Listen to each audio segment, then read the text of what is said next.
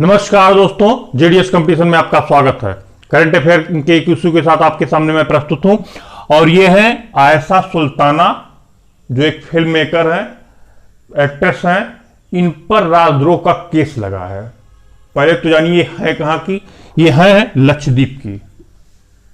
इसके पहले शायद ये जो स्टेटमेंट दी, इससे पहले ना आप तो जानते रहे होंगे, शायद हम भी नहीं जानते थे। और इस जब स्टेटमेंट इन्होंने दिया उसके बाद ये पूरे दुनिया में बड़ी हाईलाइट हो गई हैं। विदेशी मीडिया बहुत कवर कर रही है इनको। लेकिन पहले स्टेटमेंट पे क्या दिया इन्होंने, इससे पहले लक्षद्वीप की लोकेशन आप जान लीजिए। लक्षद्वीप ये अरब सागर है और पूरा का पूरा हिंद महासागर यहां पे पड़ता है। भारत का एक आइलैंड है, 35 द्वीपों का समूह है ये लक्षद्वीप। और इसके जस्ट नीचे आप देखेंगे तो मालदीव है, मालदीव पड़ता है, जो कि मुस्लिम बाहुल्य देश है।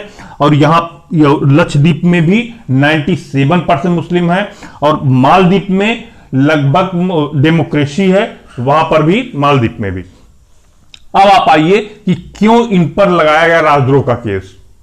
इन्होंने ये कहा कि लक्षद्वीप में भारत सरकार ही कोविड फैला रही है।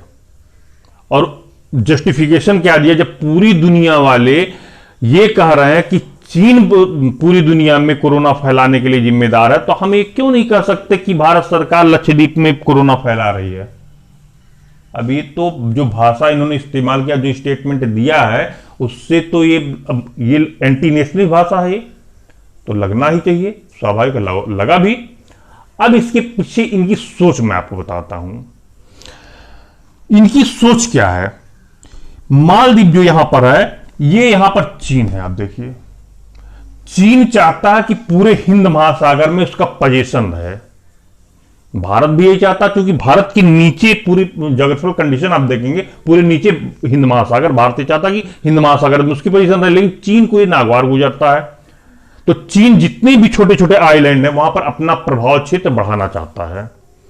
मालदीव में उसने बहुत जबरदस्त निवेश किया है, रोडें बनवाई तो तमाम सुविधाएं दी हैं मालदीव के लोगों को, ताकि वो उसके पोजीशन में रहें। अब उसी से कुछ प्रभावित हो गया है लक्षद्वीप भी। भारत सरकार चाह रही है कि जो लक्षद्वीप का डेवलपमेंट नहीं हुआ है, उसको डेवलपमेंट दूर किया जाए वहां पर। लेकिन वहां के लोग जो हैं, मुस्लिम कम्युनिटी के जो लोग हैं, वो कहते नहीं, हम जिस हालत में जैसे भी है, हमको यहीं पर हमको रहने दिया, कोई हमको विकास की आवश्यकता नहीं है। वो पिछड़े खुद रहना चाहते हैं। लेकिन भारत सरकार ऐसा नहीं होने देना चाहती, क्योंकि जब तक आप एडवांस होंगे नहीं, जब तक विकास होगा नहीं, तब तक आपकी सोच भी विकासवादी नहीं हुई। ये उसकी एक मेरिट कही है आप विकास की। अब इन्होंने स्टेटमेंट दे दिया, ये इससे प्रभावित, चाइना से प्रभावित होके ये चाह रही हैं कि चाइना यहां पर भी आ जाए। आयशा सुल्ताना। अब इनको सपोर्ट करने वाले लोग कौन कौन है भाई। भारत में एक अलग पूरी जमात है। भारत में जो जमात है, जो मुस्लिम कम्युनिटी है, मुस्लिम कम्युनिटी को ये लोग सिर्फ और सिर्फ वोटर ही समझते हैं। आप ध्यान से सुनिएगा हमारी बात। और ये लोग एक हथियार के रूप में इस्तेमाल करते हैं कि ये कम्युनिटी बहुत कम लिटरेसी रेट है यहां पर, इनको आसानी से अपनी तरफ मोल्ड किया जा सकता है। और इसीलिए बार बार इनके पक्ष में, जो भी अगर ये गलत करते तो भी इनके पक्ष में पार्टियां खड़ी हो जाती हैं। एक नाम आपका है शशि थरूर का, जो कि एक्सटर्नल अफेयर मिनिस्टर भी रह चुके हैं।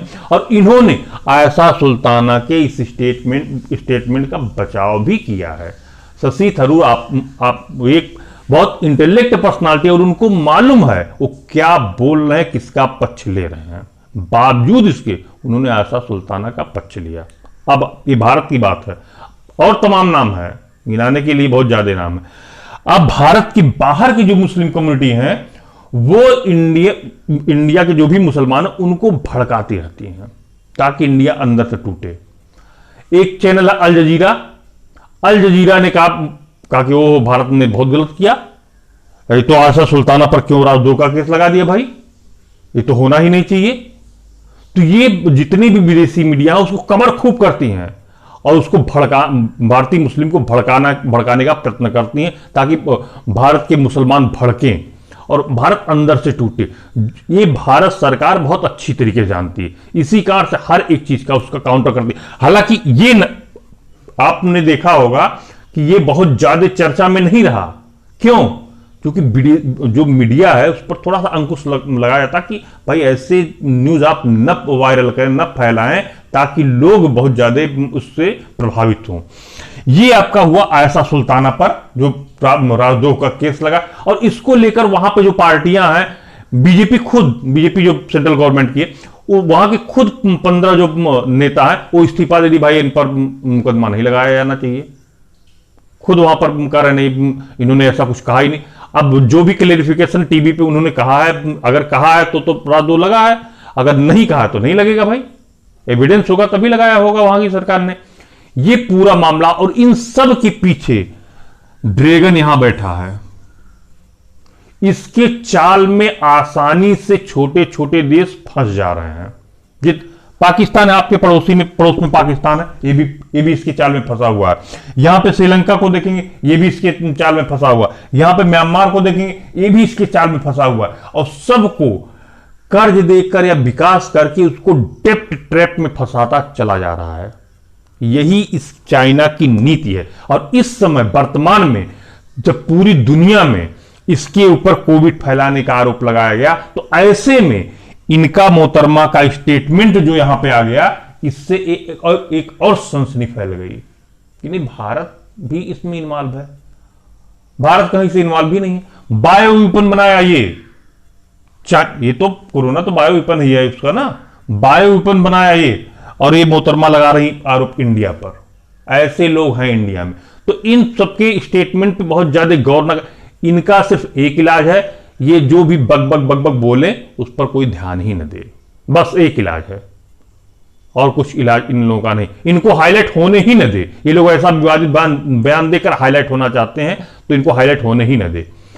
आज दोस्तों करंट अफेयर का ये इशू यहीं तक। फिर हो सकता है परसों थर्सडे के दिन फिर हम आपसे किसी एक नए इशू के साथ मिले। नमस्कार, धन्यवाद।